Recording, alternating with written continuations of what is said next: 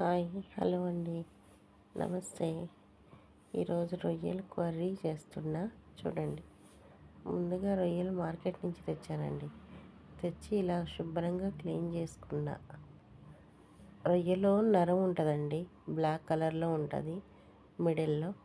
అది చాకుతో అట్లా కట్ చేసుకొని ఆ నరం అంతా తీసేసుకోవాలి. తర్వాత ఉప్పు పసుపుతో కడగాలండి.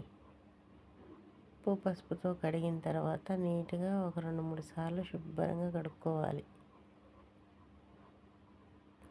ఇట్లా నేను వీడియోలో చూపించిన విధంగా కడుక్కోవాలి.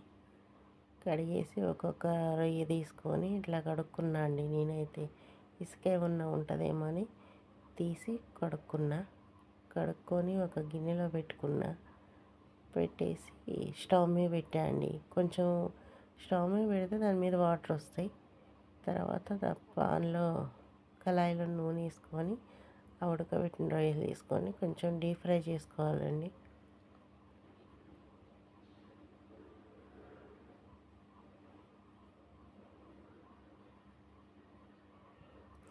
డీప్ ఫ్రై చేసినాక చిన్న బౌల్లో తీసుకోవాలి అవి పక్కకి. అదే ప్యాన్లో తీసుకున్న తర్వాత కొంచెం అదే ప్యాన్లో బిర్యానీ మసాలా ఇలాచి అన్నీ వేసేయాలండి. పచ్చిమిర్చి, కొత్తిమీర వేసి కొంచెంసేపు వేగనివ్వాలి. తర్వాత ఉల్లిగడ్డ పేస్ట్ వేసుకోవాలి ఫ్రెండ్స్. తర్వాత కొంచెం పసుపు వేసుకోవాలి. తర్వాత కొంచెం అల్లం 2 స్పూన్లున్నర అల్లం వేసుకోవాలి. తర్వాత కొంచెం కారం, కొంచెం ఉప్పు.